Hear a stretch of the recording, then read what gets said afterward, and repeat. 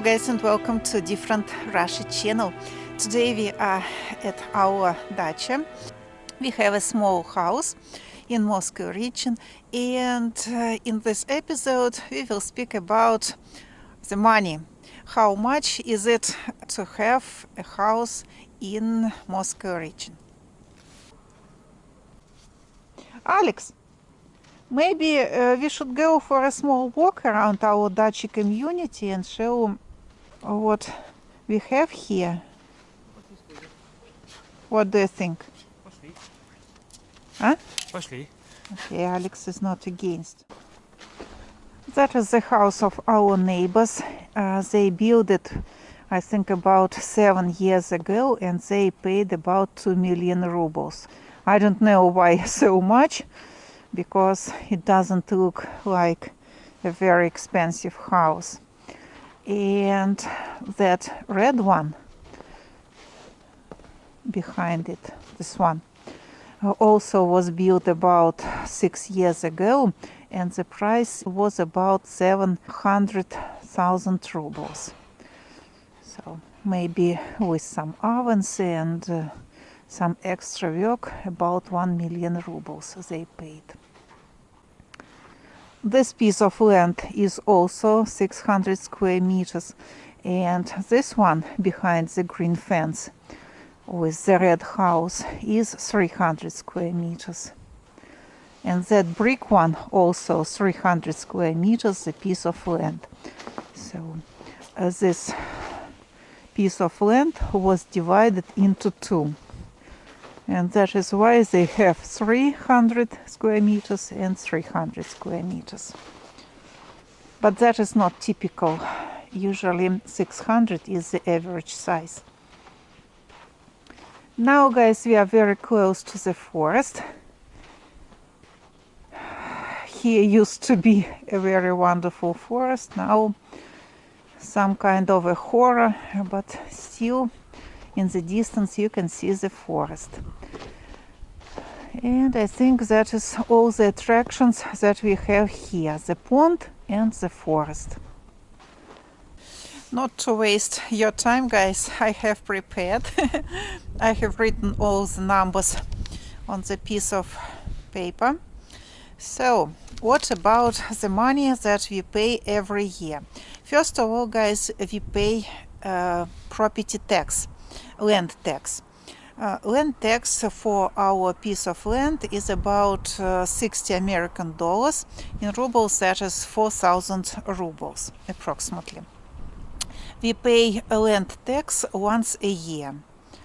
And we do not pay house tax, the tax on our house, on our wooden house, because our house is rather small. It is 6 by 8 meters, 48 square meters, and if the house is smaller than 50 square meters, no tax should be paid. If our house would be 51 square meter, we had to pay a tax. That is why when we built our house a few years ago, Alex said, let's build a smaller one, just not to pay the tax. So guys, so that is how much we pay, about $60 the land tax and no property tax, no house tax. If our house was somewhere in the middle of Russia, the tax would be smaller. But here in Moscow region, very close to a city, the taxes are rather high. So we pay once a year. And now, guys, we go in the direction of our management company office. And let's talk about membership fee. Or in Russian, that is членские взносы. I think I call it correctly, membership fee or community fee. That is the money that we pay once a year. And from this money, they pay salaries to the workers who clean the roads, to those workers who repair electricity here, So all the salaries, also the security at the entrance, because that is the gated community and we have the security near the entrance. Membership fee is different for the owners here, for Dacha owners here. It depends upon the size of the land. For 100 square meters, we have to pay about 2,000 rubles. That is about $30. As we have 600 square meters, we have to pay 180 American dollars. In rubles, that is about 12,000 rubles. We pay it once a year. Also, we pay for water.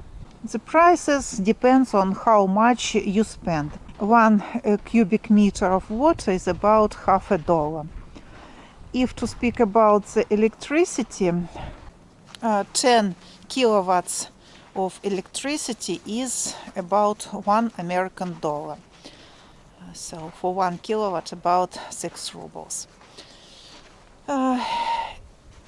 We pay about 500 rubles for electricity in summertime in 1 month. That is about $10. And about $3 for water. That is, guys, our office, the office of our management company or Dacha community company. At the moment it is closed because in winter time they work not every day but maybe 2 times a week. Behind it is a big garbage station, and the price of this garbage is also included into our membership fee. So the car comes and takes the garbage from here. So it is all included into the membership fee.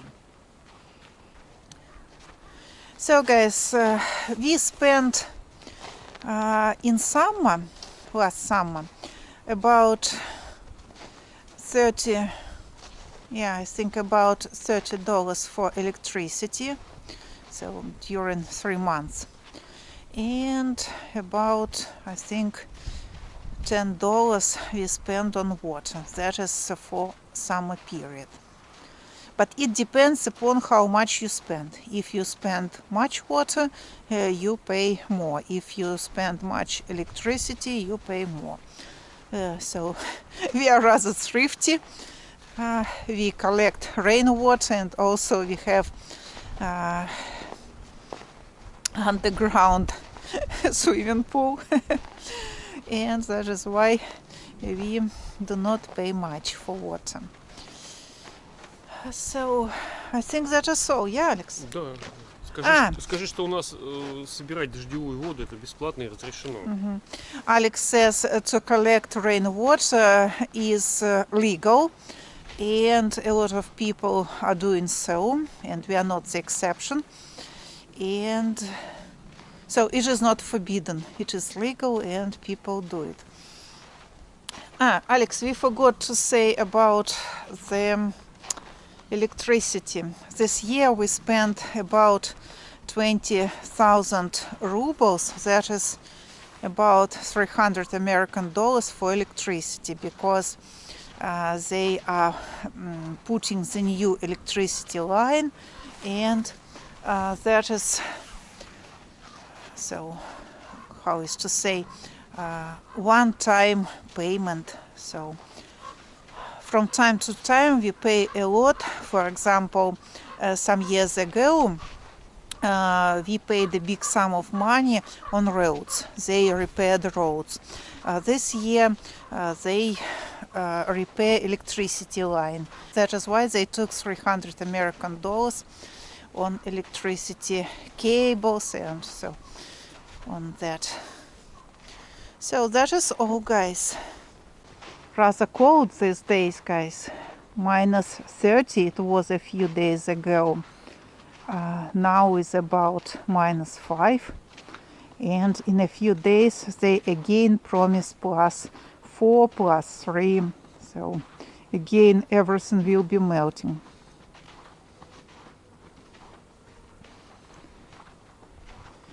That is our main Dacha community road. It goes through the whole community, and as you can see, it is rather clean. No snow here, almost no snow on the road. Some people live here constantly. If you see big houses, like this one for example, that means people live here constantly. Such small houses as over here, the yellow one, they live only during the summertime. And that is, guys, electricity meters, the new electricity meters. According to the new rules, they must be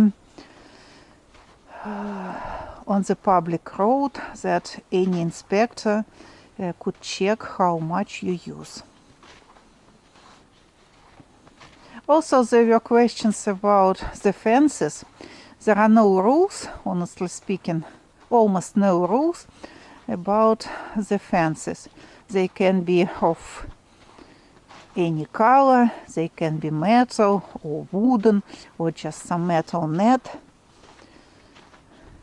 People put such metal sheets, usually green or brown, or sometimes red, dark red, because that is the cheapest way to protect your property from the viewers that go along the roads like we do.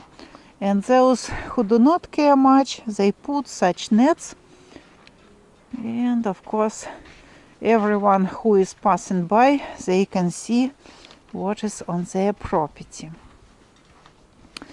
As for the fences between the neighbors, there are some rules. The fence has to be like there you could see the metal net, and the height is 1.5 meters, not higher. You see?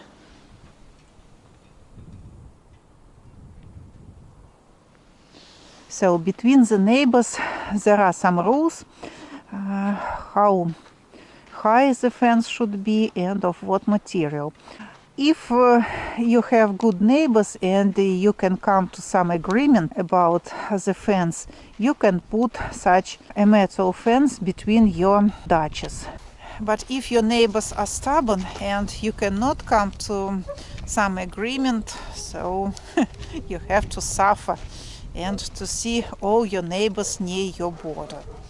So we do not have the fence between our dachas, between our dacha and the neighbors. That's why we constantly see them near the border. Oh, Luська is crying. Да, ребят, еще кто-то спрашивал, чем мы заправляем машину. У нас дизельная машина, мы дизельным топливом заправляем. Alex says someone asked about the car. We have a diesel car, and that is why we buy diesel. That is why Alex knows diesel prices and doesn't follow petrol prices on petrol. And also, guys, I forgot to tell you about the cameras. Almost every house that looks presentable has a camera. This one has several cameras, and that neighbor also has several cameras. So that is very popular here, to put cameras and to check the property from any place where you are. Such fences, as you can see, also not very rare.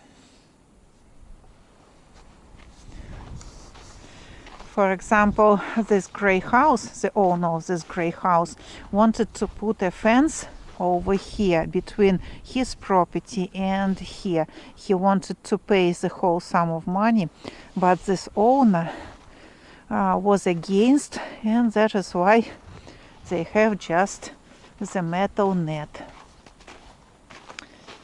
So he could put only such metal fence only from the street side. So you see, he has cameras on the barn and also on the house. So guys, Alex went to check if he closed all the doors, and now we go home because I'm very cold. Incredibly windy today. He says winter is fun. It is fun if you watch it on your laptops, if you watch on your cell phones, but to live in winter time in Russia is not a great fun, because usually the days are rather gray, no sun, very cold.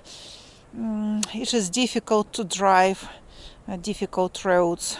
They are in snow, in black ice.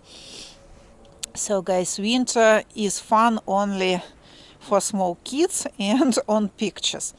But to live in winter, that is rather difficult.